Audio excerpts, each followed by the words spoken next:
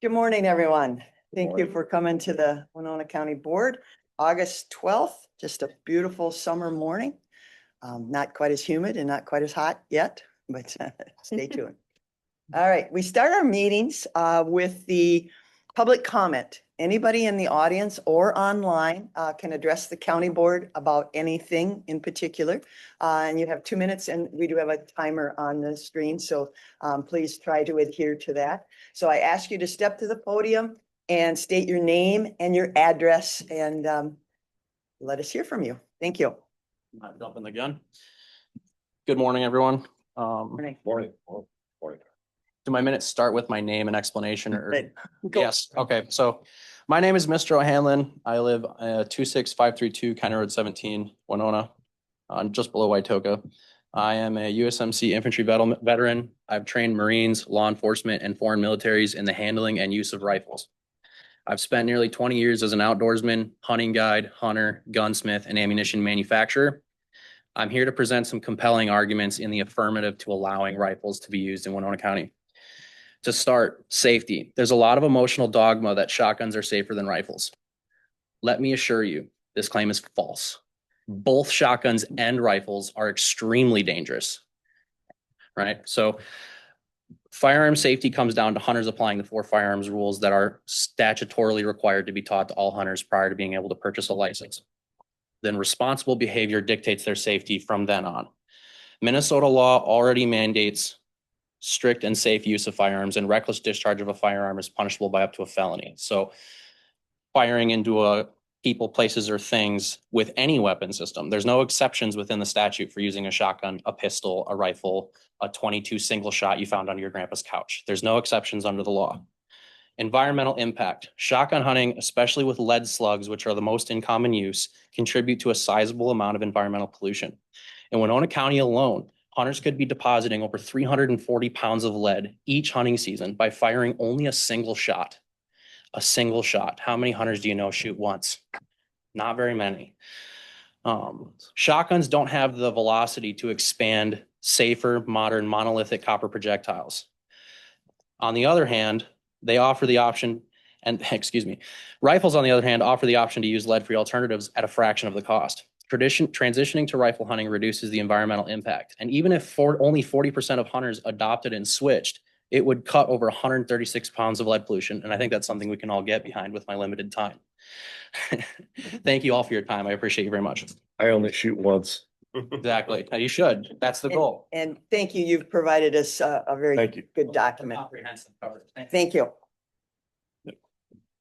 Good morning, everyone. My name is Caleb Peterson. I'm originally from down by La Crescent. Before I begin, just a couple quick disclaimers. I worked the overnight shift last night, so if I seem a little tired, that's why. And then also, I am a peace officer in the state of Minnesota, and nothing that I'm going to say here. I'm speaking of my capacity as a private citizen. I'm not speaking on behalf of my agency or the city in which I work for. That being said, I'll get right into it. I'm an active member of the Minnesota Army National Guard. Licensed peace officer in Minnesota, like I said, an outdoorsman and recreational shooter. I'll be addressing some individuals in Houston, Winona counties that have had concerns about the use of centerfire rifles to be allowed in Houston or Winona counties. These concerns, in my opinion, are fundamentally flawed. To suggest that there is any conceivable scenario in which an animal could be targeted safely by a shotgun, but not a rifle due to concerns of ricochet, unsafe backstop, or overpenetration. To make those claims would be reckless and irresponsible at best. Under current state law, it's covered under Minnesota statute 609.066.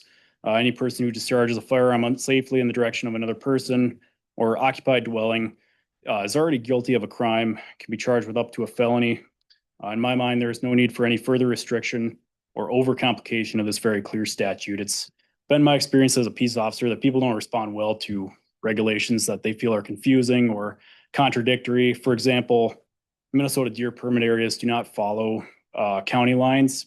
So I feel it would create a confusing scenario for somebody that they could potentially be legal in one area, 100 meters to the south, and then they move north, in their same deer permit area with the same weapon. Now they're illegal. And, we're not in the business. We're not out to confuse people or make them feel like, they're or being entrapped, and I'd have concerns about who enforces it, if it's a county level ordinance versus, game wardens being state officers. There's a lot to think about there. So just thank you for your time. All right, Thank you. thank you. Is there anyone else wishing to address the Winona County Board?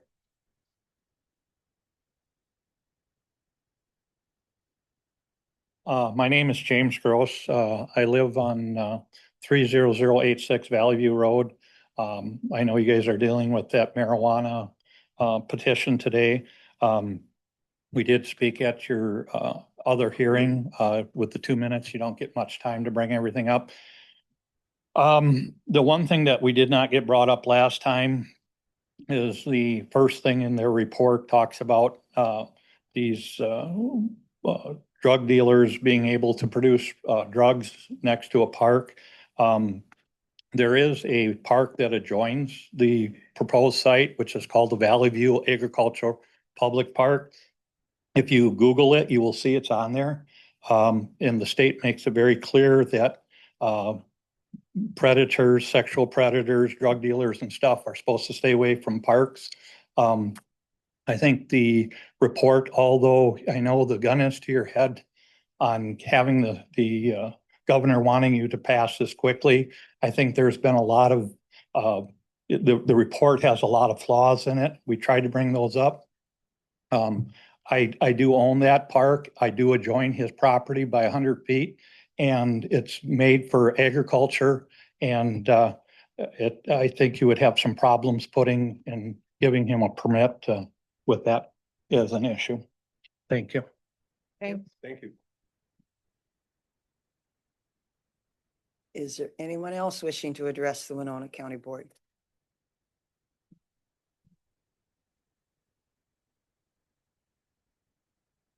Oh.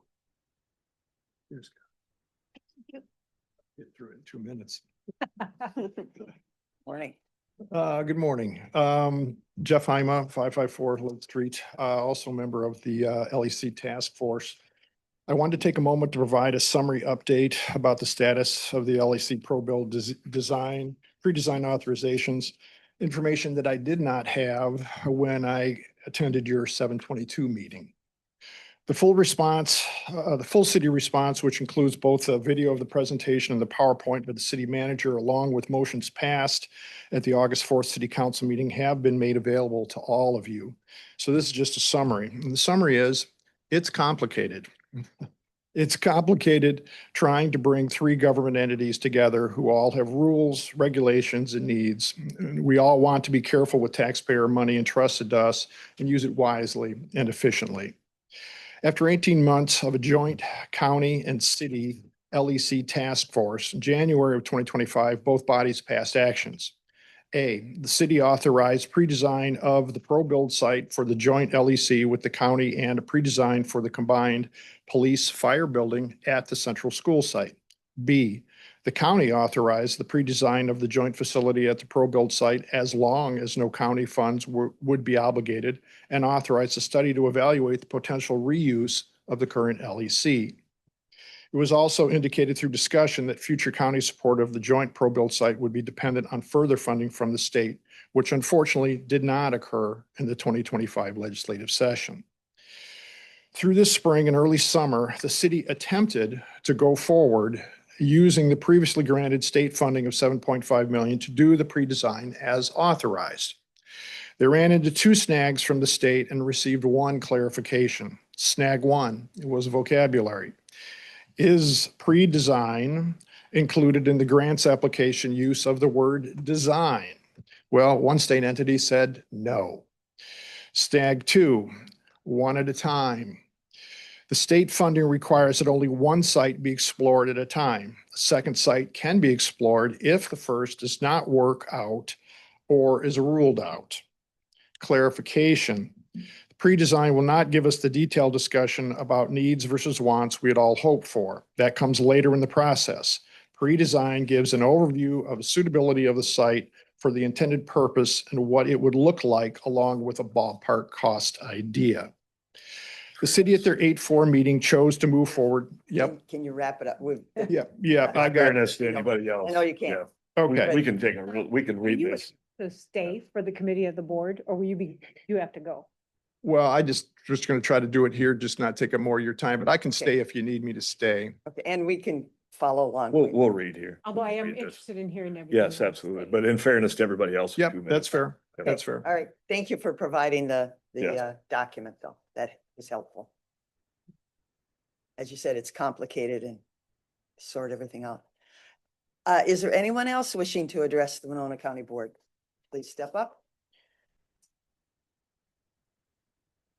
Hi, my name is Justin Johnson. I'm applying for the conditional use permit down at 30530 Valley View Road for the Cannabis Cultivation Center. I just wanted to address one of the comments that was publicly made about the park. And just after a quick view, we have gone through all of our spots and locations with zoning and have not found any parks with playgrounds or anything that would be endangering children. The other thing is our farm is well over the 500 square feet or 500 feet from Valley View Park. And I just wanted to clarify that we are within proper zoning. Okay, all right. Thank Right, you. Thank Thank you. you. Is there anyone else wishing to address the Winona County Board?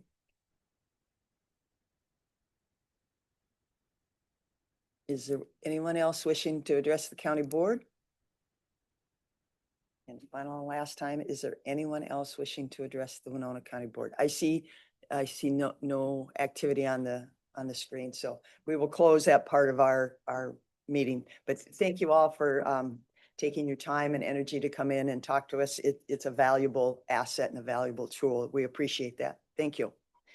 Moving on, item 3, approval of the county board meeting minutes from July 22, 2025. So moved. I'll second.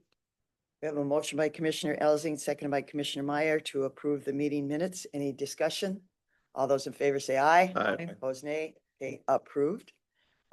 Item 4 is the acknowledgement receipt of approved committee meeting minutes. 4.1 is Health and Human Services from June 10th. 4.2, Health and Human Services from May 20th. 4.3 is Board of Adjustment from June 18th. And 4.4 is Planning Commission of June 18th. I'll move to approve items 4.1 through 4.4. Second. Okay, we have a motion by Commissioner Vagley, seconded by Commissioner Elsing to acknowledge the receipt of the approved committee meeting minutes 4.1, 4.2, 4.3, and 4.4. Any discussion? All those in favor say aye. Aye. Opposed, nay. Okay, approved. Thank you. Consent comments and approval of the agenda. Commissioner Vagley. One committee update at the end, please. Okay. Commissioner Elsing. Comment at the end.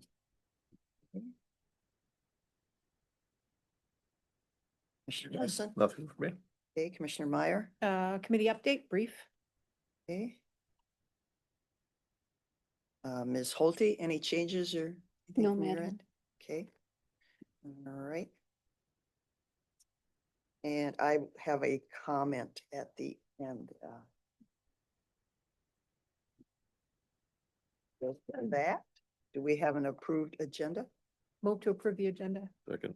Okay, we have a motion by Commissioner Meyer, seconded by Commissioner Elsing to approve the county board agenda as presented. Any discussion? All those in favor say aye. Aye. Opposed, nay. Okay, approved.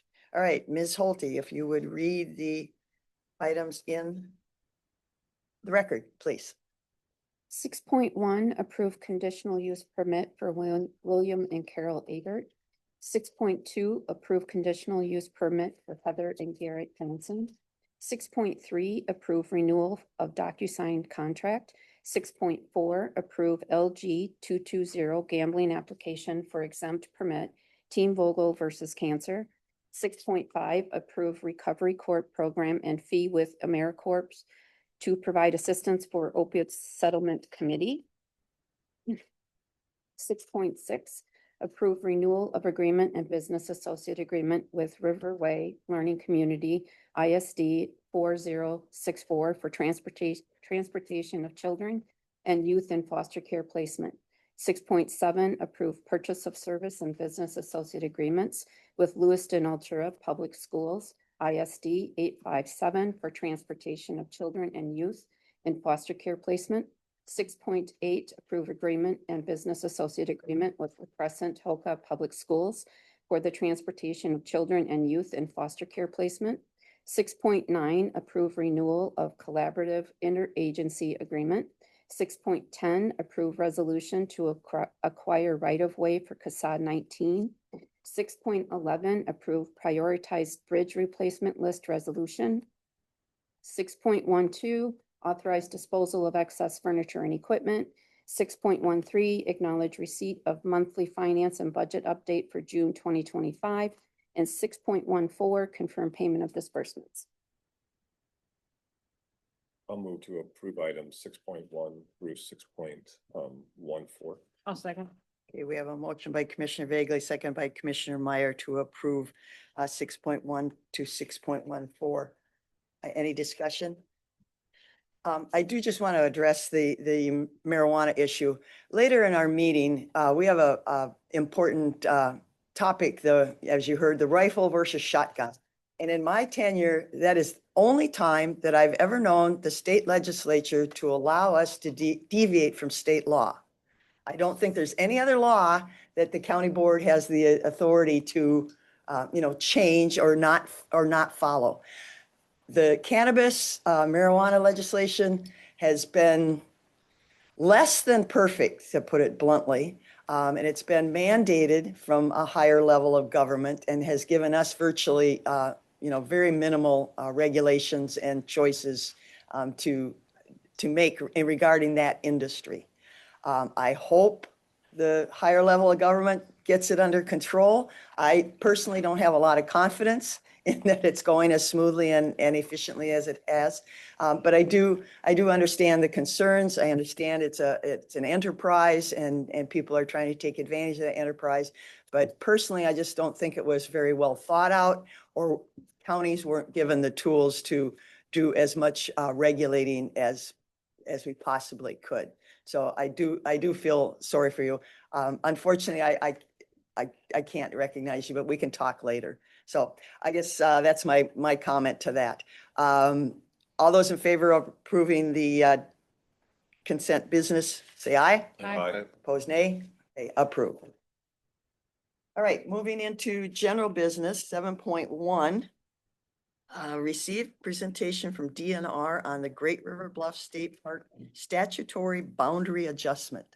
And do we have somebody here? Okay, please step to the podium and explain what you're doing in my neighborhood. Hi, my name's John Holder. I'm Unit Supervisor at Great River Bluffs, Beaver Creek Valley State Parks. What brought me to your meeting today, there's a landowner who owns a parcel, about 56 acres, and part of that parcel lies within the statutory boundary of Great River Bluff State Park. There's 20 acres in the northwest part of that parcel that isn't within the statutory boundary. So in order for us to make a offer on that, that parcel does need to completely be in the statutory boundary of the park. So what we're looking today would be the county approval of addition to that parcel to the statutory boundary. That's one part of the process, of course.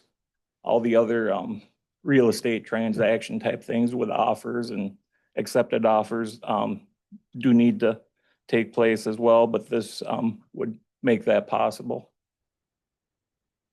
Madam Chair, Yes, Commissioner Meyer. our packet says we will receive a presentation, but it doesn't provide us with the resolution. Would that Correct. come at a later time?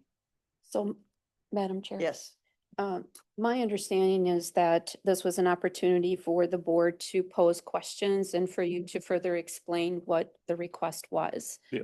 So we did not put an action item on the agenda. Okay. I was really looking for direction of the board. I'm a little, the maps, I'm a little confused. One of them, it seems like the parcel, I'm looking at page 167, the little red box seems to be to the, like you indicated, the north and the west.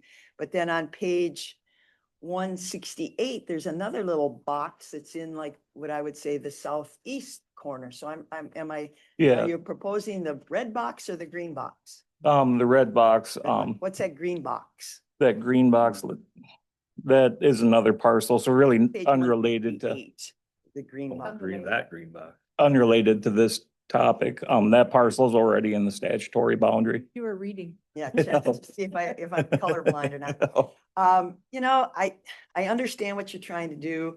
I personally am not a big supporter of payment in lieu of taxes because it's not the same. As a private individual, they're paying, and I don't know what the amount is, but X, but the payment in lieu of taxes is X minus something. The state government doesn't compensate us equal values unless that's, and I don't think it's changed recently. I think there's been some corrections and additions through legislation for payment in lieu of taxes, but I don't think it equals. So, I mean, you keep chipping away at our property, DNR in total and across the state of Minnesota. And some counties have huge tracts. We've got quite a bit. We got this park, we got Whitewater, we got state lands. I'm not sure what the acreage is. Anybody in the audience know how many acres the state owns in the county, Winona County? No, Ross, you don't have that at the tip of your tongue? Yeah, it's, I knew it okay, was 20 it's a lot. So I mean, as you keep chipping away on our tax base, I don't really, you know, totally appreciate that.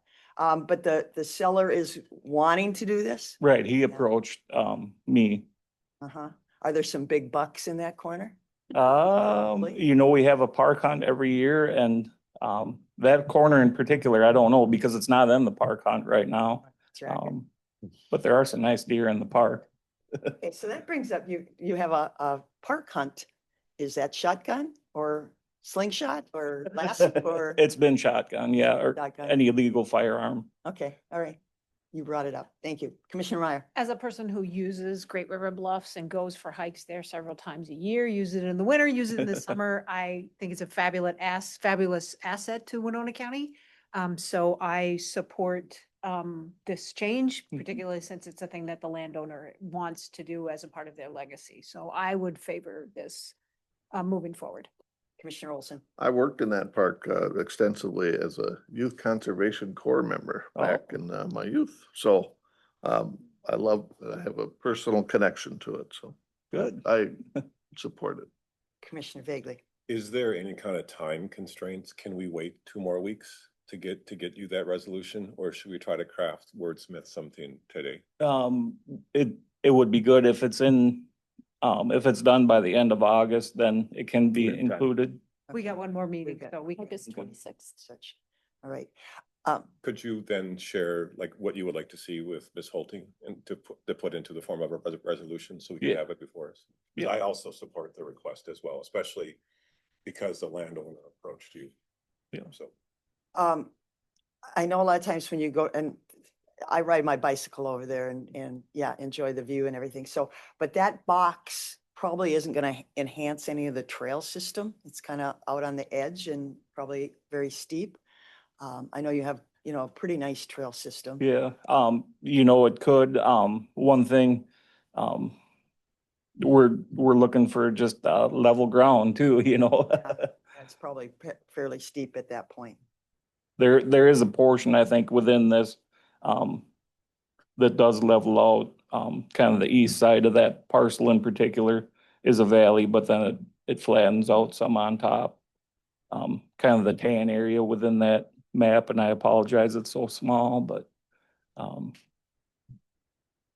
All right, well, I guess if you don't have anything else, if you'll work with Ms. Holte and see if there's a template or something of resolution.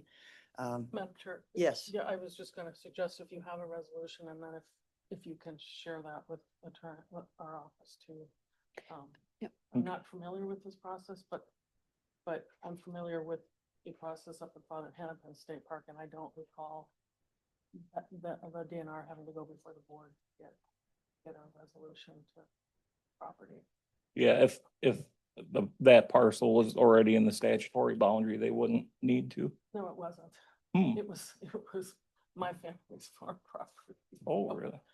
So, just went through that and we didn't have to go before the county board. So I'm a little curious as to why you're coming before the county board. So I'd like to see what it is, make sure, if the board doesn't have to act, fine. If they do, fine. Yeah. And I totally support it. Well, it's not my decision, to make, but, We do get noticed though, when people are trying like sell trout Mhm. stream, properties that the DNR takes. notice, And- but actually approving the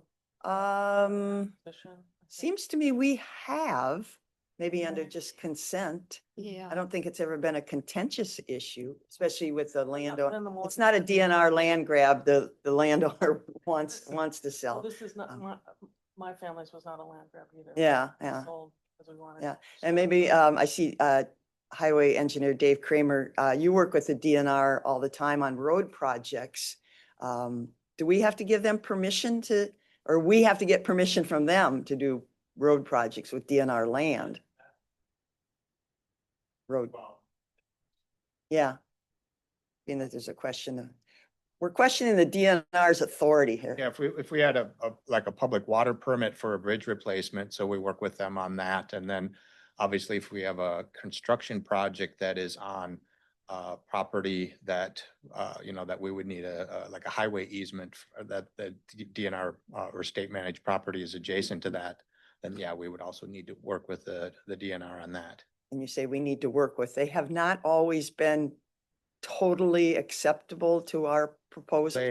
They have priorities of managing the resources for those purposes, and that's not always the same as a priority of a highway purpose. Right, exactly. So just so the rest of the board knows, it's not always easy. It's usually doable, but it's not always easy with the DNR. Commissioner Bagley. Ms. Holty, I'm sorry. Ms. Holty. If it isn't required, we'll do a communication out to the board so that Okay. you know it's not required. Otherwise, Okay. I'll work with Ms. Soneman. We'll Okay, get it on come the with next that. agenda. Okay. Thank you. Sounds good. I was gonna ask if we just Okay. do that, and the next meeting would be 2 weeks from today, so Right. that'll be by the end of August, so. Okay. Okay. Right, All right. I'm sorry, Yes, before- that's it. Thank you, Madam Ms. Chair. Sana. Could you send us and I'm just going with my family project. We worked with a DNR land acquisition person from the main office. So is there a land acquisition person that you're working with out of the DNR office in St. Paul? Or she was out of Brainerd. actually. Yeah, there hasn't been, like, we're not that far into the process yet. Okay. Because we need this approval before we can't make an offer on lands that we're not, that aren't within the statutory boundary. So that's why I'm here. Okay, thank you. All right. All right, thank you. Okay, thank you.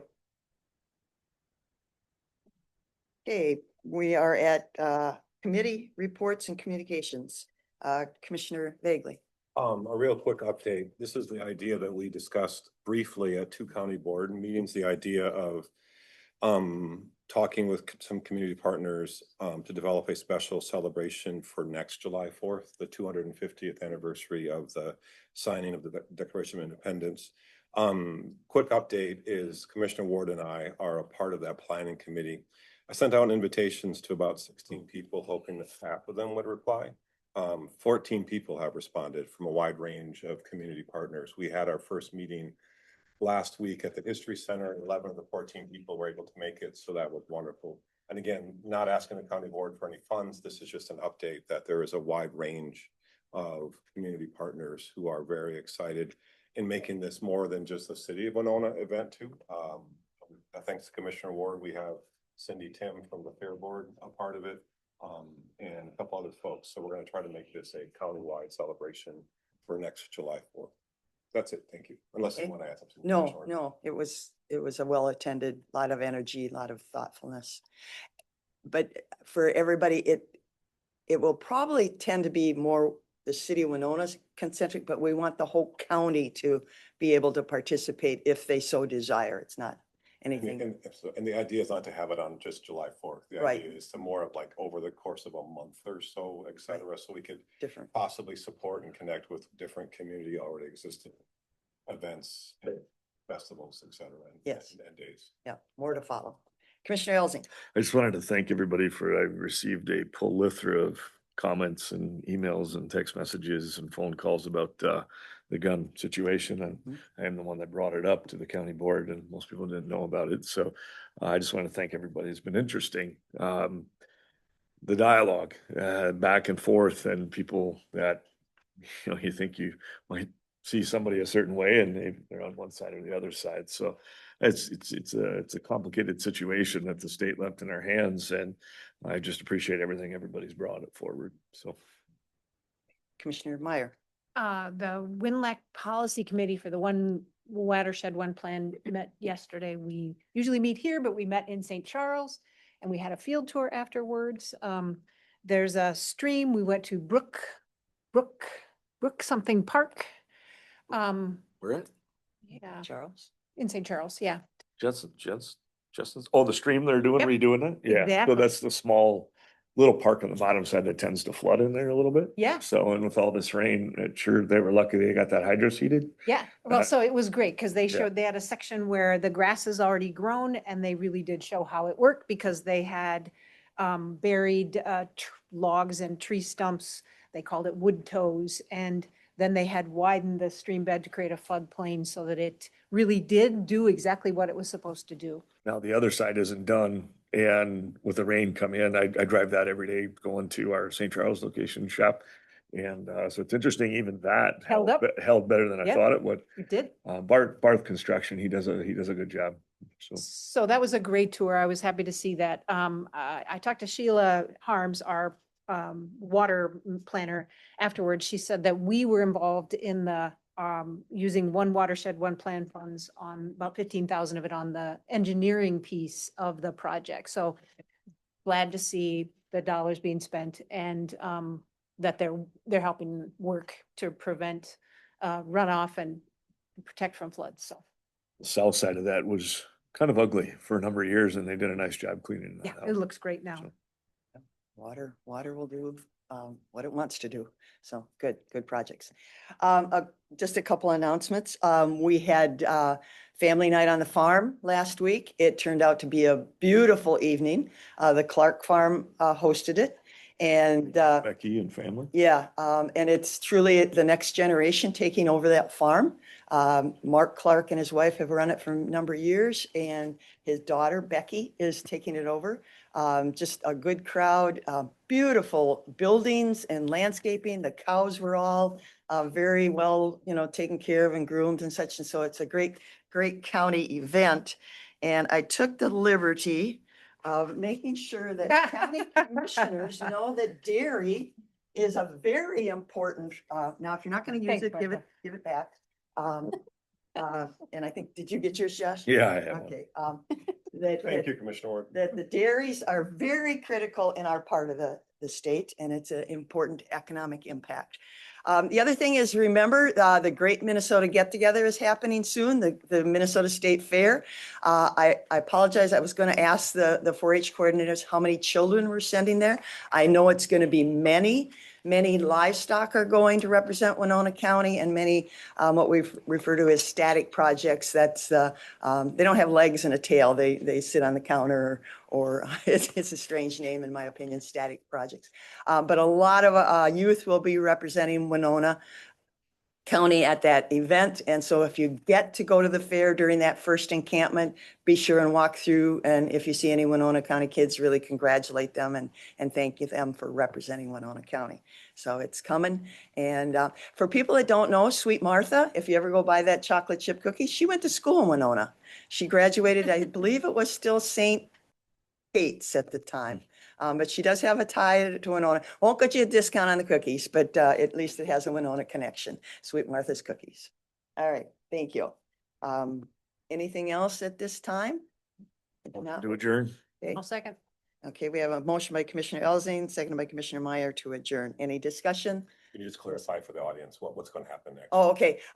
We're just adjourning our official action type County portion board of the meeting. meeting, county board meeting. And now we're going to go into committee of the board where we have a little bit more just discussion, and typically no definitive actions are taken. It's just all gathering information and maybe making a recommendation, but no votes or no action. So that's what's happened.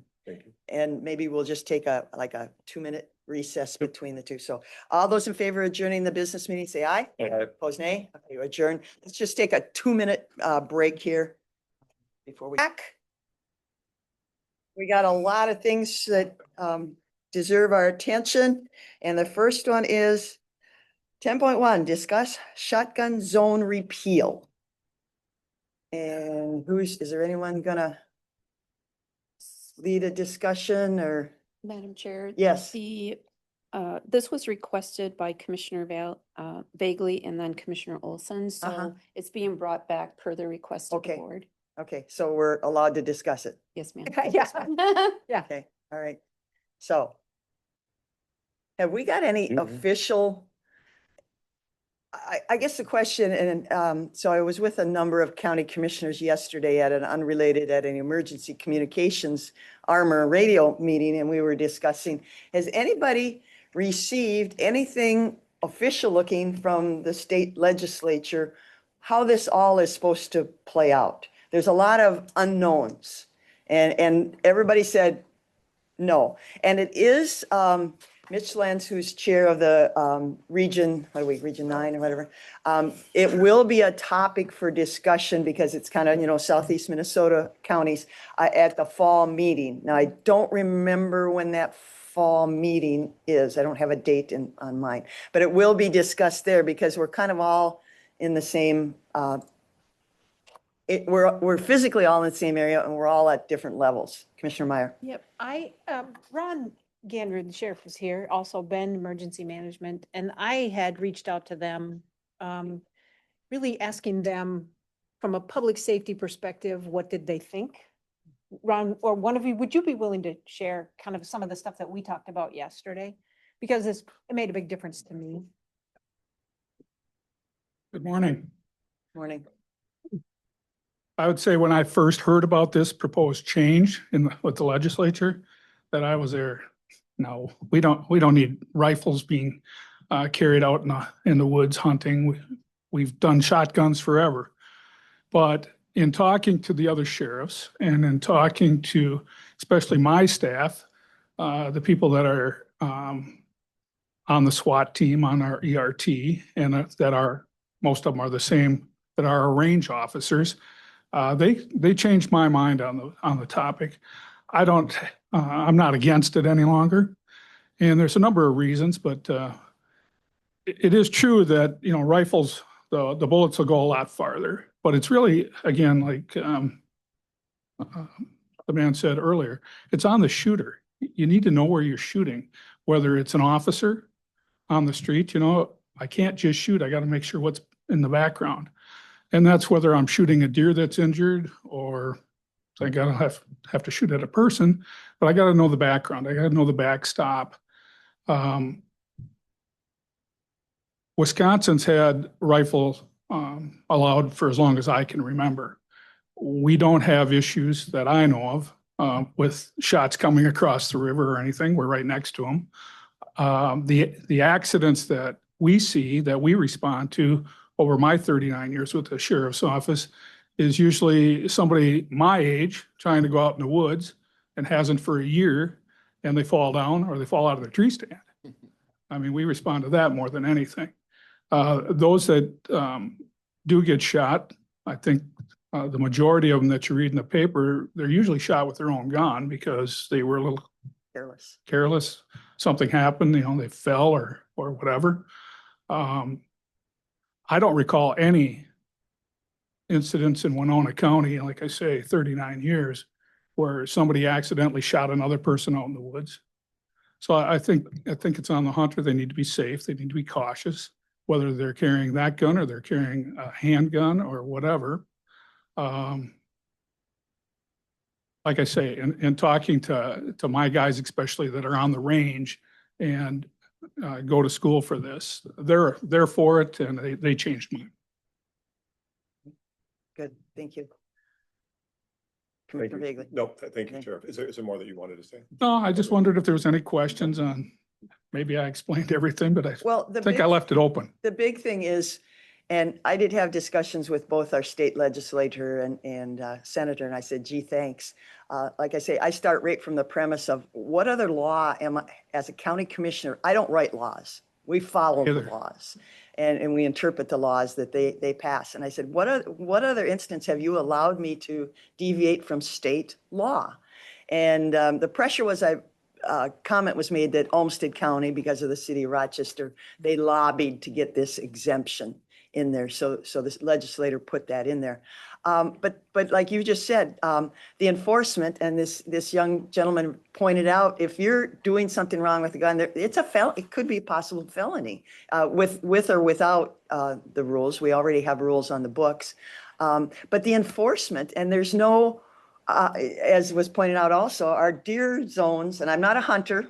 I've got that old 22 that my dad left us as kids. Is it a rifle? Oh, okay, but I can only do one shot. And I'll tell you point blank, I have to have a screwdriver to pull the shell casing out because it Doesn't sound safe. it doesn't eject, I just got to pull it out and then I can do another shot. But the enforcement, and there's no revenue stream attached to it to allow for, because an ordinance, the sheriff would have to, the county would have to enforce. State law, DNR, whoever, would have to. Yeah, they're enforce putting it on us. Yeah, no revenue stream.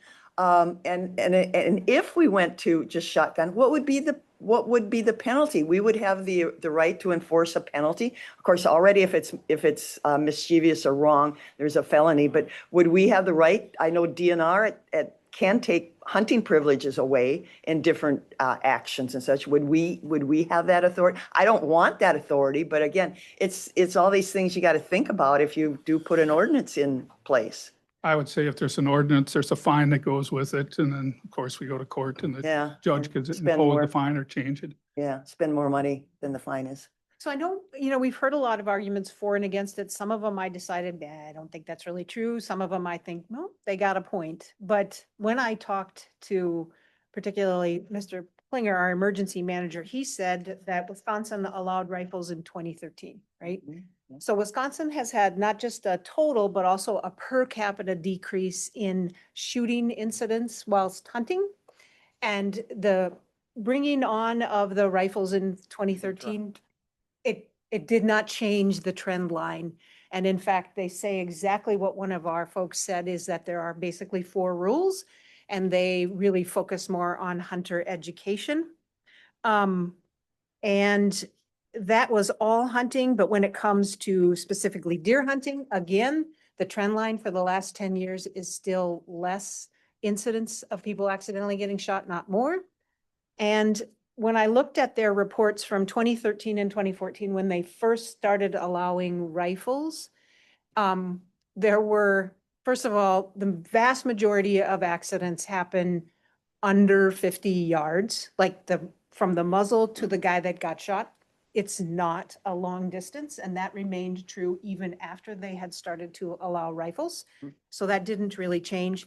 And again, it confirmed something that the sheriff said, which is the majority of incidents are people hurting themselves, shooting themselves, or shooting somebody in their party, but not shooting people at a further distance who aren't involved in the hunting. And in 2014, once rifles were allowed, still the incidence of shooting with a shotgun was twice that of what it was with the rifle. So what I was really, my bias, as with what the sheriff said, was, oh, probably we don't need this, we should stick with the shotguns. But I really couldn't, despite my bias, I couldn't really find evidence to support that position. So I want to say to the folks who have come and spoken to us, wanting us to go back to the shotgun rules, that I too have a bias towards public safety. We share that in common, but the more I tried to research the topic to support that, I really couldn't justify it. Yeah. I was just gonna mention too, I hunted for a long time, then I didn't hunt for 10 years, and then I hunted for quite a few years again. And the thing that always gets me about being out in the woods, deer hunting, is when I hear I should say I never hear one shot. I always hear that gun just got emptied. Yep. And now over here, that gun got emptied. And I think the point with the rifle is most of them, if they're gonna have a rifle, are gonna have a scope on it. And you're gonna hear one shot rather than 5 shots. We're gonna have less injured deer and we're gonna have more, or less shells being sploon around the woods. Sure. Yeah. Commissioner Vega. First of all, for the audience, just to repeat what Commissioner Ward said, we're not making any kind of final No. decision. This is the committee of the board. This is our work session. This is a discussion. I think what we're going to discuss is, do we move it to continue to move forward, or do we stop? Because if we do nothing, the default is we move from a shotgun zone to a rifle being allowed. Correct. But it's not technically until 2026. Right. This season currently will be shotgun only in, They've given us time to Yeah, review to work- this, which is work it in. gracious. yeah, so we do have time. Yeah. And like Commissioner Elzine, I've received a lot of feedback both ways. There's very valid points on both sides. After our last meeting, I had a wonderful 2-hour conversation in the parking lot after our meeting. Almost entirely about this issue. Mhm. Very valid points. And there's been a number of emails. I appreciate everybody who came today. These are all very valid and excellent points, et cetera. Speaking for myself only as one of 5, I'd like to continue the conversation. This doesn't go through the planning commission, correct? This is a No. board decision. Mhm. I'd like to see if we could have a public hearing and give people a little bit more time to come and make the presentations, both for or against. But if there are 3 commissioners who don't want to move forward, then the process stops today. But I'd like to continue the conversation because I'm still getting new information and there's very valid points both ways. So I feel like I'm learning a lot. I learned a lot in 2 hours outside in the parking lot, and I've learned a lot since then as well. But I feel like there's more to learn as well. Okay, I guess my preference would be, I want to hear from my neighboring counties, and there's a lot of points that are unclear about the enforcement and the rule. I'm leaning towards following state law. That's what my job tells me to do. And again, I'm appalled that the legislators put it in our lap. They didn't let us decide on marijuana or cannabis. No, we didn't have a choice there. Now, is that more important? I think, again, that's a matter of opinion. So I would like to hear more from my neighboring counties, especially if they're going to discuss it at the regional meeting this fall. We do have the luxury of time to get more detail and make a wiser decision. I do appreciate the information. This is very important, the amount of lead. So we talk about lead. Now, one thing I think that the DNR and the legislature is letting us down. So if you drive a boat, now they've been put in a licensing. Sure, I'm not crazy about it because it's another fee and it's another license, but they want to make people educated how to operate their boats. We have a lot of people out there driving boats that don't know the rules of the water. So why, with what Commissioner Meyer said with the it's a lot of this accidental shooting. Why aren't they upping the education component of hunting? And, you can go out in the woods today and take a rifle and you can shoot coyote and badger or I don't know, there's a season there. They live in Wisconsin, shoot the badgers. But raccoons, snakes, you can take a rifle now and it's not against the law. So what's sacred about the deer? And one of the things that was pointed out to me is the culture of deer hunting has changed so much, even in southeastern Minnesota. Used to be the family got together, it was a social event and people camaraderie and everything. Now it's changed to who can get the biggest buck.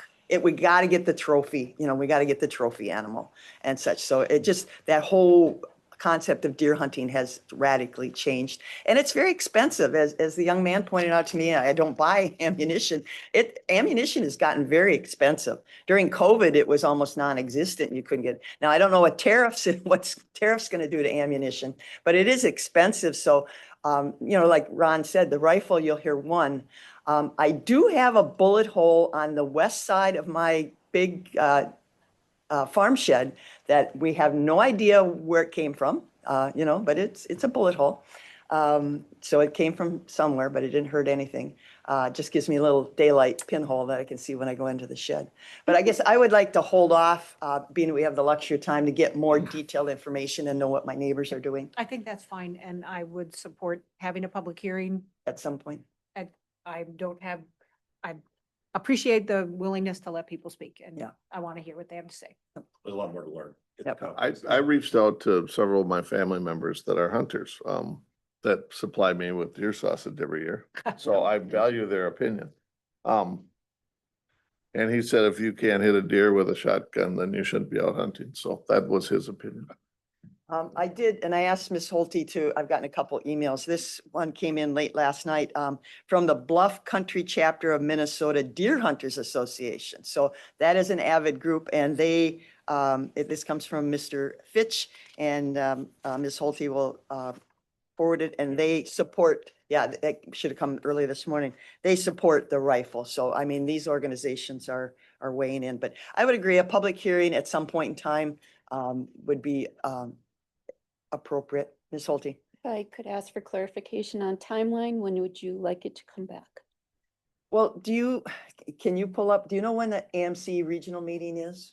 Or can we just say after that? After that? I can do that. Yeah, why don't we say after that? Because that should gather a lot of information from neighboring counties and everybody's got a little different take on this and different Some information. of our neighboring counties have decided to go back to. Not but- totally. But Region 9 will include a larger. Yeah. Right, yeah. but I'm told that some of the news articles said they did, but then I talked to some of the commissioners and said they really didn't.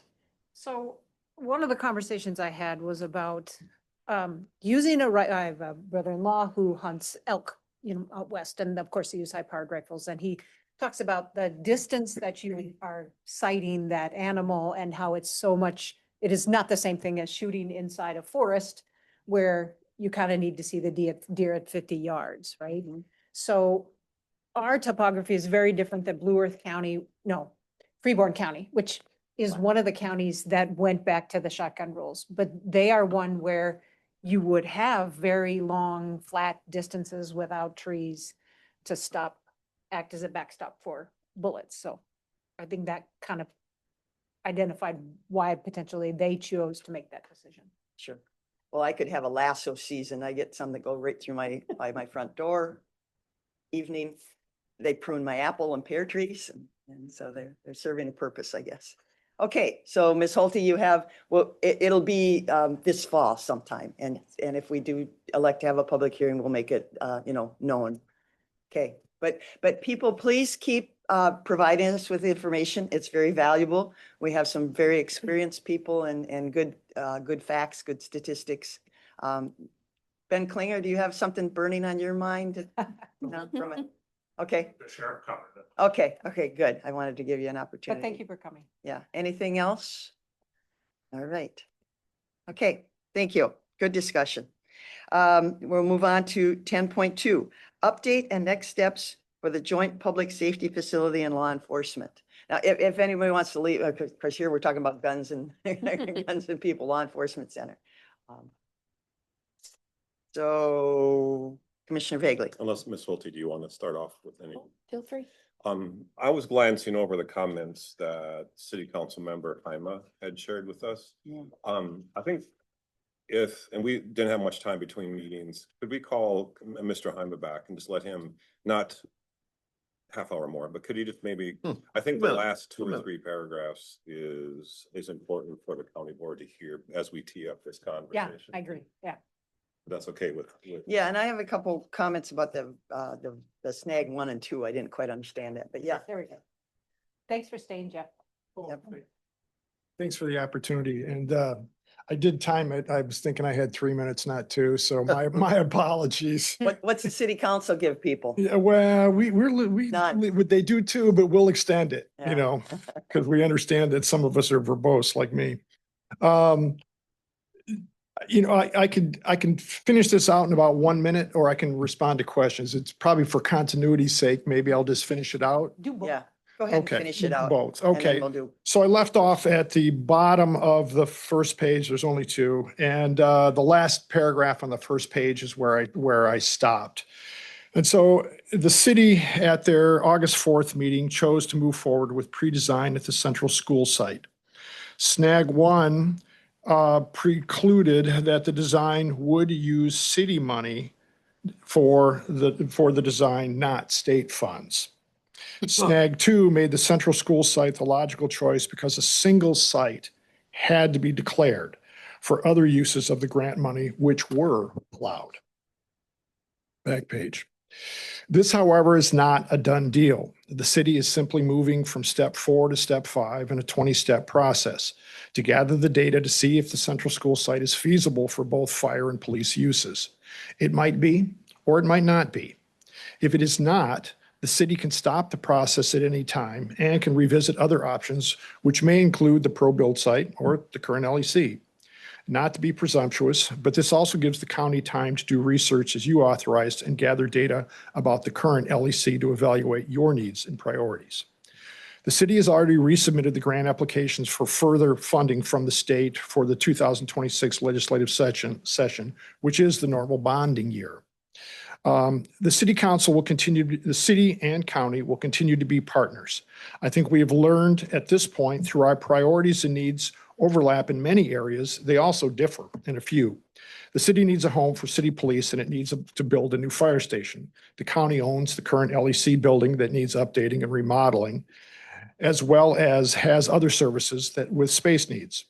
That does not mean we are at odds or that we won't eventually find a solution that continues the law enforcement partnership we have enjoyed for over 20 years.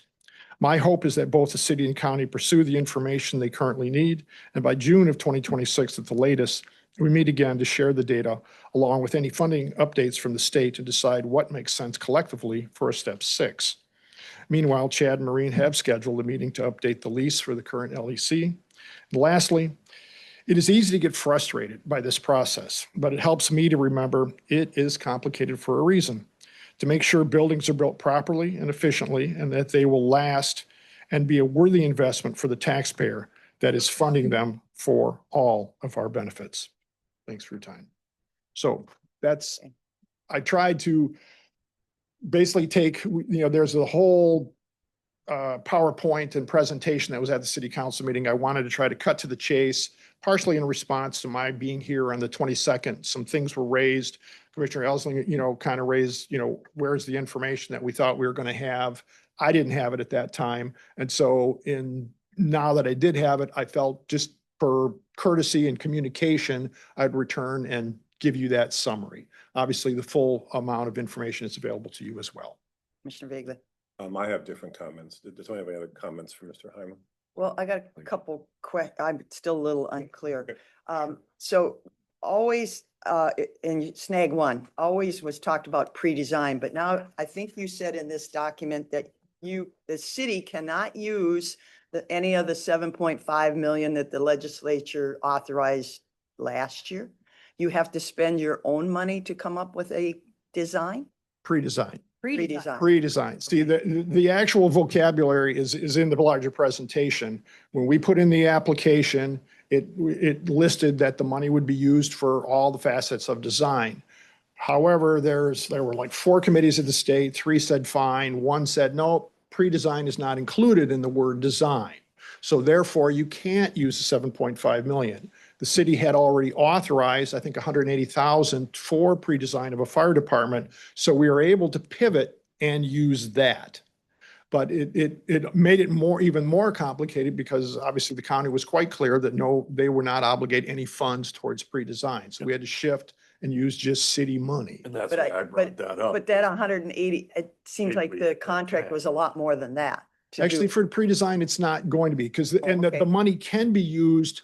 That 7.5 million can be used for the other aspects. County isn't on the line for any of But that. on that mulligan is why I was so cautious, because you Yes. can, with best intentions, but all of a sudden you hit the snag and now we're on the Right. hook for something. Right. So that's And you why I are made not. it very, very clear that I didn't want Right. that to happen. And Absolutely. now the 7.5 has to be used for a joint. So city is pursuing fire and police.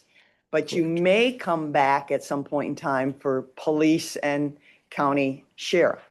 But it has to be two entities to be It a has to be joint? 2 entities. So it can be 2 entities within the city, Okay. or it can be county and city, but it Okay. has to be two entities. Okay, it has to be 2. Commissioner Vogler. I want to start off by talking about the Winona Post front page lead article. Was it last Wednesday, I think? I believe so. City votes to split with the county. Yeah. Right.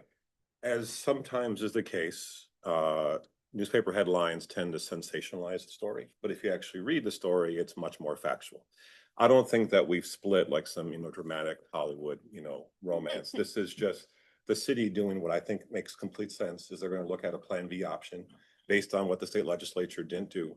And I think it makes perfect sense to do what we've been talking about doing anyways, is to have the county explore a Plan B option as well. So I think that it's not so much the city has decided to split, it's just that we're going to study the possibility of other options, that we may decide that the best option is to keep the two law enforcement agencies together, and we may decide to go our different ways. But we both need more information about Plan B. So the breakup is not happening. We're just looking at other options. And I like in pages 171 and 172, I think, 170, 171, the administration has recommendations. I support both of those. And in terms of what we asked, when we develop a contract with Klein McCarthy, I think this is already included in the bullet points, but just to make sure I'd like to ask Klein McCarthy to do two things.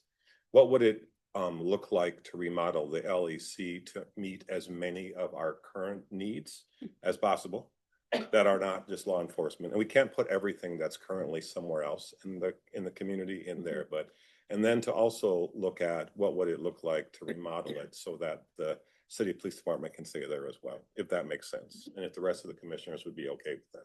Well, I guess, go ahead. Yeah, Commissioner. the one thing is that we already had that conversation, and I think we heard from Mr. Lefebvre that it should probably be one or the other, but it can't really be both. Why not? We already had this conversation. That was like months ago. It's gonna cost twice, I mean, Yeah, because they will but come up. we can, but we can ask again for that opinion, but I mean, it's my recollection that we already had that conversation. Are we, my question is, are we tied into Klein McCarthy? Have they done they've done, I'm gonna But we're not- Mr. Lefebvre. to yeah, we're come not up. tied. I mean, we have no allegiance to Klein McCarthy. We don't, and I'm not going to speak, Aaron? Mr. Lefebvre, please. I'm not going to speak on his behalf. My understanding is part of the logic is because Klein and McCarthy already have knowledge of the building. Yeah. They've done a lot of work with the current building. And so again, I would like Mr. Lefebvre to address your question. Yeah, we have no ties to them, but they did a lot of extensive work when they did the jail study. So they already know the current LEC. They got plans. They did digital 3D of, like above the ceiling to see how pipes and HVAC could be ran. So they already have a lot of that detailed So we should get a information and discount. knowledge. We should get a discount.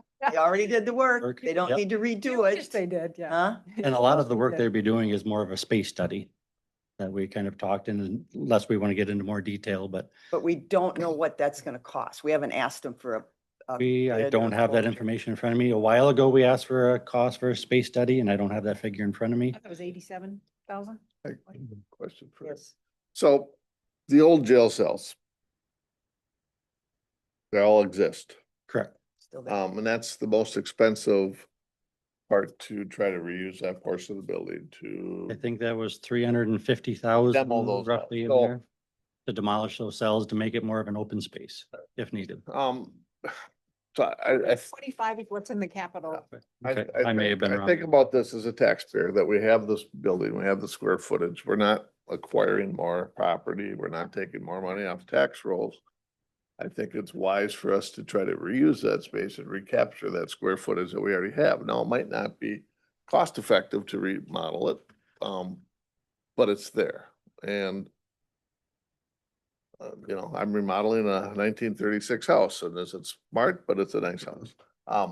We own that space. I think we should reuse it, and it does increase a lot of square footage that potentially we could share with the city. And as a taxpayer, I would like to keep that together. Commissioner Meyer. So to address Commissioner Bagley's point, we are, where we're at with the city, there's still kind of two things going on. That we would be there ourselves, it's the sheriff's department and other maybe administration or finance move over there. And the second one is what it would take for both departments, the sheriff and the city police, to be there. So it was my recollection that we did sort of talk about what we would be asking for in the study. So is it possible to ask for the study to do two things? Yes, I believe, I don't have the study in front of me, what Klein McCarthy did, but I think we had option 1 and option 2. One was more if Winona PD left, what could the county do with the space? And if Winona PD stayed, what would that look like? Because I think we had hoped to have a better, like, to be able to pick one or the other by July of this year, but I don't think we can. And I do think that you're right. We kind of want to know what both is. July's behind Yeah, us. it's August, so. That's right. Yeah, we can't. Yeah. Well, I think we need to clarify any bids or any, what this is going to cost moving forward. And I think all the recommendation is to get a proposal for a contract. Yep. Right. We're not going to commit to any amount of money, but I Right. think it would be good to know if the contract would include, you said option A, option B, like what that would cost or what would it cost? I think it's important that we need more information before. Break it out. A costs this, A and B costs this. Yeah. Yeah, yeah. And we, I think, need to continue to talk with the city in terms of like what they would need, but I think we also begin with a county focus, but I want to keep the lines of communication open with the city. And I want people to think that we're done talking. We're not done talking. We're still talking, actively talking. Yeah, because, yes. Okay, so I did have a question about the recommendations from administration. So the first bullet point is to provide direction for the administrator to coordinate with the city manager to define functional needs for the LEC facility. So that would be based on if both departments were still there. Correct. And this would iron out like needs versus wants? I mean, Basically, for yeah. the space that's there. okay. Yes. All right. Yeah. I did have some other questions, kind of like, I'll go for them now. So we're after this committee of the board meeting, we're gonna have a budget session, and today what we're talking about is our capital request. And we have almost 4 million, 3.9 for the LEC. That isn't remodeling, but it is to finally fix the HVAC and to put in sprinklers and to remove the jail cells. So I saw that the city is asking for a 5-year contract. Can the changes that we're asking for in the capital projects, can they be done while the building is occupied, or do we have to move both departments in order to do these changes? So depending on what we anticipate doing, there are parts that can be done. But there are a lot of it cannot. We would need to have discussion with the city and the sheriff's department about how that could work. But I need a better understanding from someone who is more technically skilled to tell us what will it take for us to do any of these. It's just not my wheelhouse. I'd need to get more information. So would this stuff be included then in the request to Klein McCarthy, or no, that's a space study? How will we get a better work plan on the capital projects? Or should I just shut up until after we've approved it? No, I will work with Mr. Kramer, Mr. Liffey, the sheriff, all applicable parties to get the information that we need. A lot of it's going to come from vendors because they're going to know what it takes to make that happen. I just don't have that knowledge to share right now. But my concern is with doing a 5-year contract with the city police, if it keeps us from being able to do repairs on the building that need to be done. So I just wanted to be mindful of that. And I will just say that from my perspective at this point, given the uncertainty of so much with the state, so much with funding, so much with what the city's decisions are going to be, I really feel like the county should go ahead and make the repairs that have to be made at the building, understanding that we don't want to lose that investment in that building.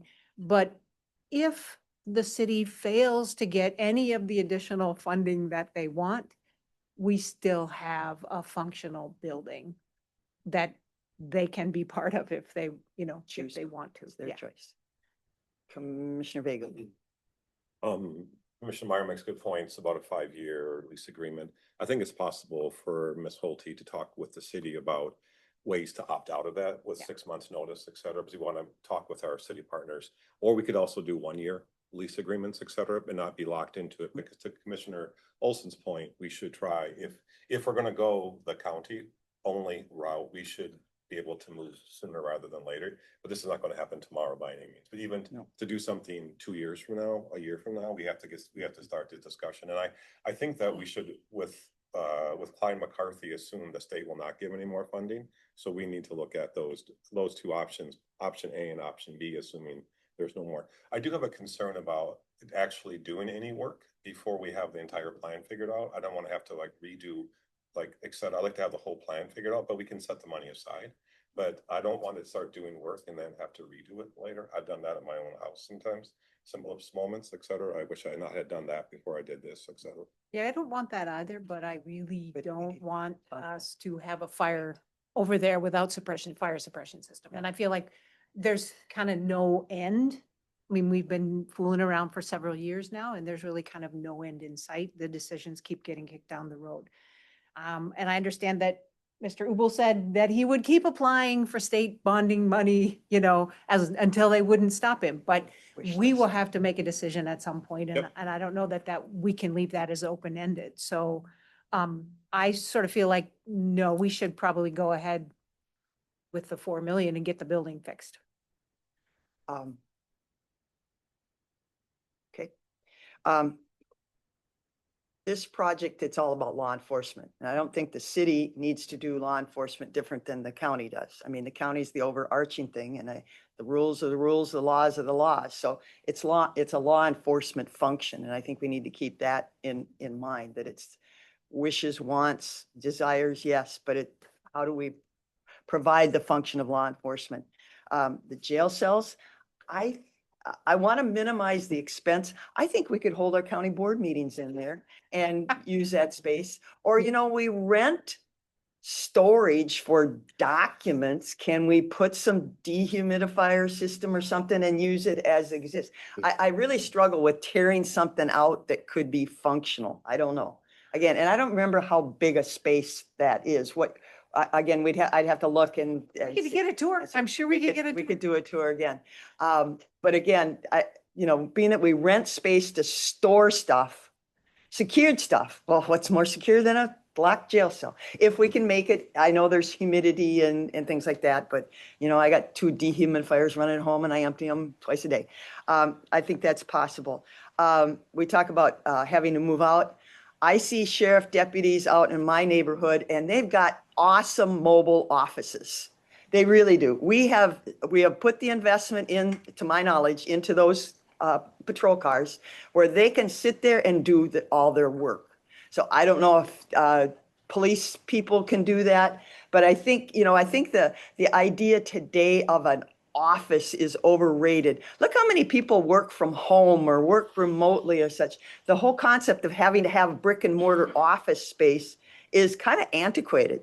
I mean, like I say, I can drive by and see my patrol deputies out there doing and sometimes if I'm walking or riding my bicycle, I say, hey, what you doing today? Oh, I'm doing my reports, but I got to stay on top of the hill because I got connectivity. I can't go to the bottom of the hill, which is fine. So again, if they need, we can rearrange the furniture. Commissioner Olson talked about remodeling his house. I remodeled a couple houses and, one time we climbed a ladder up where we had the microwave and a refrigerator upstairs because we were gutting the downstairs. Of course, we didn't have any children at the time, but you make things work because we know it's going to be short term and such. But I guess we need some more information what it's going to cost even to get the quotes from Klein McCarthy and, go from there. So is that what you? Lauren, we need to continue to look at the exploration of consolidating. You brought up the documents, but Yeah. the other Departments. We've had this building. Rent. If the city chooses to be there, it's gonna set it in one direction. If the city chooses not to be there, sets it in another direction. And so I think either way, we have a tactical advantage that we can repurpose that building for our better needs, or we continue to receive the funding and the income and help the city as well as the county at the same time. Those are really, to me, where it needs to be. So whatever the time frame is really going to be placed on the city to determine what we decide to do with that piece of property. So we're back to some sort of a time frame to say, hey, we're going to go down this road or that road. What's that time frame look like? And then I think we need to heavily explore consolidation. Well, I think Klein McCarthy, in their own know-how, they can put timelines to some phases of the project too. So, yeah. Commissioner So Vega. we don't make motions in No. the committee of the board. Is there a consensus that we'll move forward with the recommendations Yep. on 170, 171? I support that. Yep. And Ms. Holte, is that clear to you? Yes. Okay, all right. The whole key is public, don't put a stress on our law enforcement. Behave yourselves. We don't need any crime or criminals or mischievous activity. I mean, it really is the community that puts the draw on it. So if people behave themselves, we won't need as much law enforcement. Right, Ron? I mean, if everybody just behave themselves. All right, 10.3, receive report and discuss process for future Apple Blossom Park. 201. Thank you, Jeff. Thank you. Ross, Good morning. morning. So as the pavilion project at Apple Blossom Park kind of concluded, we had been in contact with the city of La Crescent as kind of a potential partner in different activities. And we did receive an inquiry from the city on whether the county would be interested in turning the park over to them.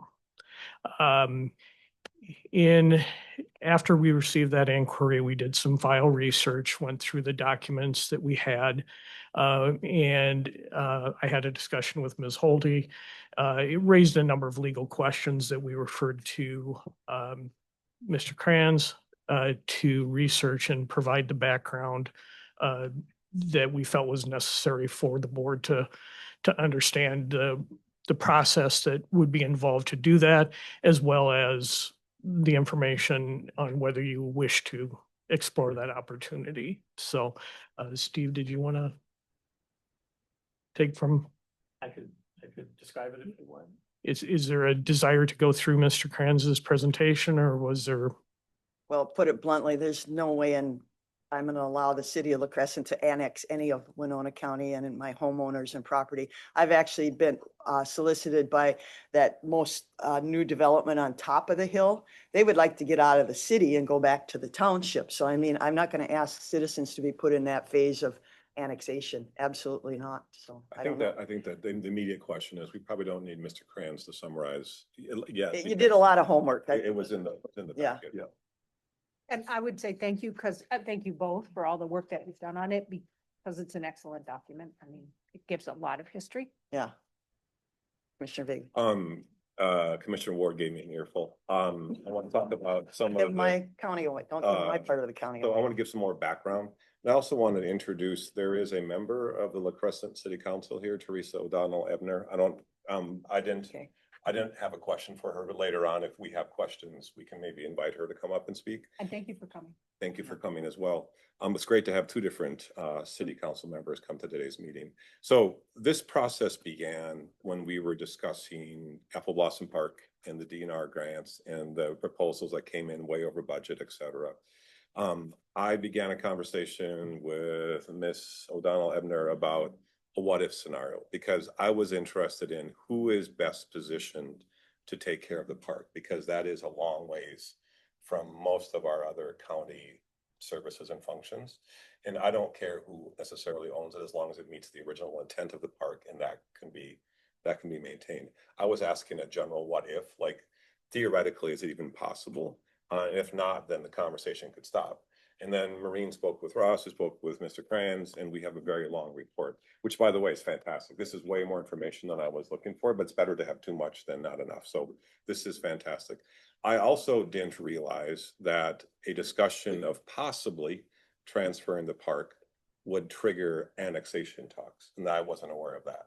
Now, that is, I think, a valid question, the topic of orderly annexation, because there is going to be some kind of conflict in the future, not a conflict, complicated discussions between the city of La Crescent and Dressback Township, et cetera. But is it possible to disentangle annexation from the park, or it sounds like they're all mixed together?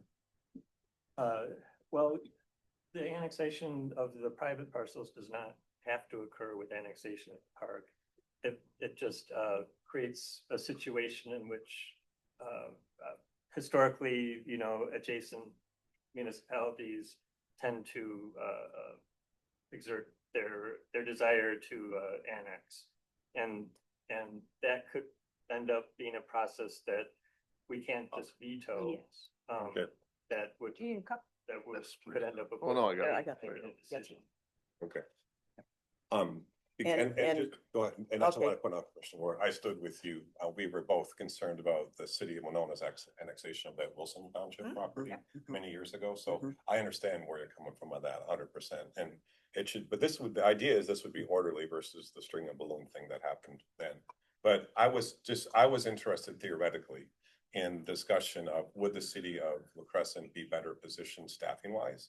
Literally, it's what, 5 minutes from the city boundary, et cetera, or 10, whatever. And do they have, because asking our staff to go down there and do more maintenance.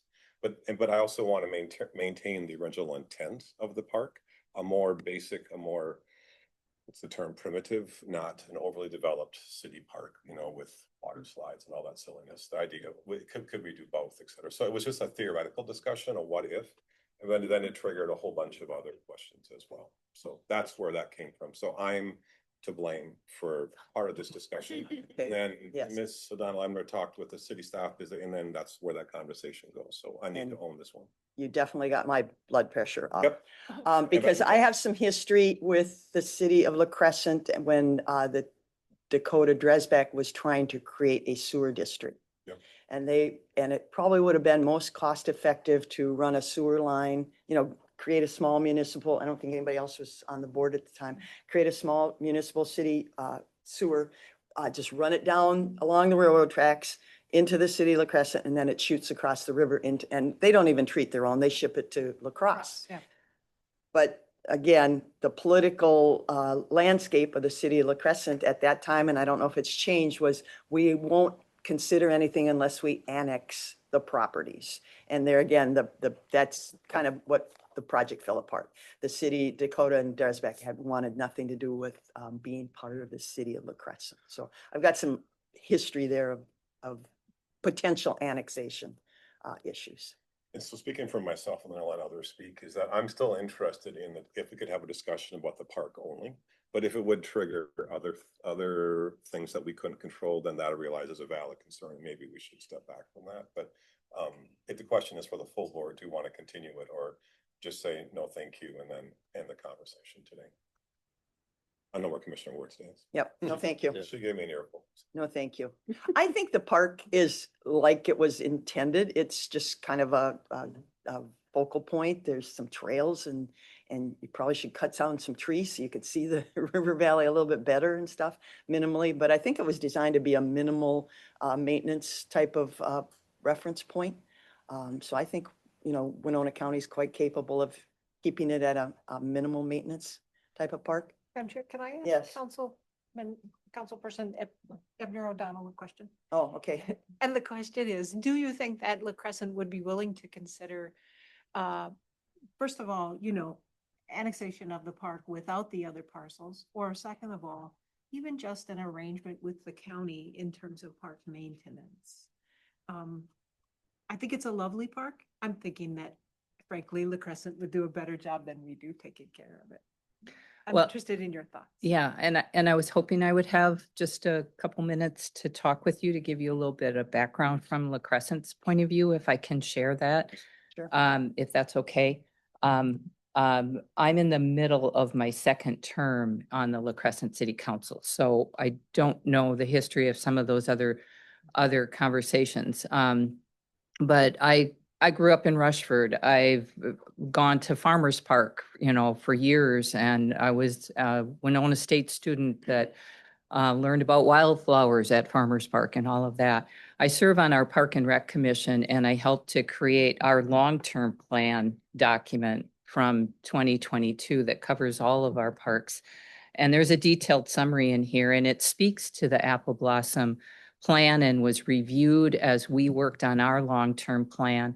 And so where we started with this is that we would love to have a conversation just between the two entities about the parks, even if nothing changes.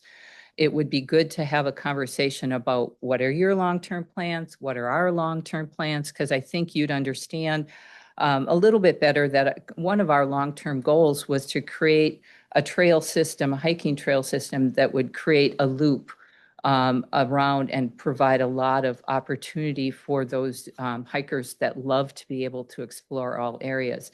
You'll see in the plan, the talk, we have a North End Park that is by that development. It's not developed yet, but the plan was to put a trail through that that would hook up to some other trails. The plan speaks to cooperating with Winona County to create a crosswalk across the highway to get to Apple Blossom Park. So again, you're creating this network of trails. So that's where our inquiry came from, not because of any other details, but I guess the discussion about the pavilion was of interest to us because we do think that would be well received by those that we know use the area. We agree with you, underdevelopment, the minimalization of any kind of development at that park. We separate our park and trail systems into our parks, and then we have bluffland preservation areas, and we're very dedicated to that, very dedicated to that. So we understand the idea of keeping that as pristine as possible. It's not something that, even if we partnered with you, that we would be looking to overdevelop or do anything extensive there. In fact, I'm in the Lions Club, and we helped plant trees up at Apple Blossom Park a couple years ago. And so that's part of the effort that's underway. So we are focused on that. I think the conversation would be good. Quite honestly, until I read the report, we never, in any conversation I've had, annexation never came up, never, ever came up. Now, I understand in a thorough review that makes sense because you're stepping back and going big pictures. What's the implication of doing this? So I understand that it's in there, but I can tell you that it was never part of our conversation. It was always park maintenance, cooperation, and things of that. So I think at this point, it would be best for us to try to develop that conversation and learn from each other. And then if there are some concerns about the annexation, in my mind, I would transition that to the county attorney and the city attorney to have those discussions and figure out where that plays a role, if at all. So that's my thought on it. I know that park is special to a lot of people. And I'll just wrap it up by telling you that La Crescent's working on a Indigenous history project and trying to learn from the Ho-Chunk people and the Prairie Island people about what was there before white settlement. And we took a group of Ho-Chunk youth to the bluff. Many of them had never been there before. It took their breath away. I mean, these were La Crosse, Black River area kids, and they came to the bluff top, and you see that vista, and their advisors were explaining to them the history of the region and what it meant to the Ho-Chunk people. And I think that's the same reverence that George Howe and others had for that space. So we understand the importance of that space, and I hike that area often, and I love it. And when you take people up there, it takes your breath away. So just know that that's our intent, is a good conversation, good planning between two entities, and then let's see what the discussion leads to is my point of view. So any other questions for me? You got money in the budget for a well? I don't know that a well, I don't know. Water. Because I guess have issues because I can ride my bicycle over there, but I can't go to the bathroom. I Right. can't get a drink of water. Yeah, So it limits. it does. Although quite honestly, encourages we, another activity. some of our other trails, we have porta potties that Yeah. we put in place, and they're adequate. And people that are hikers and bikers usually are good planners. And so they're making arrangements. They know the area, but it's a way to, I mean, the last time I was up there, I'm thinking about, there was a car from New Jersey, and I stopped and had a conversation with those people and said, welcome to the area, what brings you here? And so those are the things that I think can benefit both Winona County and La Crescent. Just having that welcoming and information up there. There's so many things you can do with QR codes and things like that, where you can help people learn about the region and they can take it all in visually, but then you can use a QR code to provide history and background and substance and help to understand, what that area was and why it's so important to preserve it. Sure. Commissioner And Bigley. Commissioner Ward, to your points about the water and possibly some kind of bathroom facilities, even seasonal one, that's part of why I thought maybe, again, I was interested in what's the best possible public use, who's best positioned to maintain it and provide even more services, keeping the original intent in mind. That's why, like, if you're talking about porta potties or other maintenance, rather than add more to our list, Requires maybe maintenance. it does. That's why I thought the city, that's why it was just a theoretical brainstorming and stuff. And it turned into a much longer report, which is very helpful. Well, But- and if I can add, oh, I'm sorry, and I Dwayne, I would have didn't for mean. sure, I was not going, I thought even before we bother or scare the folks at Dresbach, is to find out, is it even remotely possible? If not, then just drop it completely. I would be interested in that idea, speaking for myself only, like the county parks and environment committee meeting with the city. And maybe invite some Dresbach folks. It's totally optional, just a conversation where there's no binding decisions being made, but just an ongoing discussion.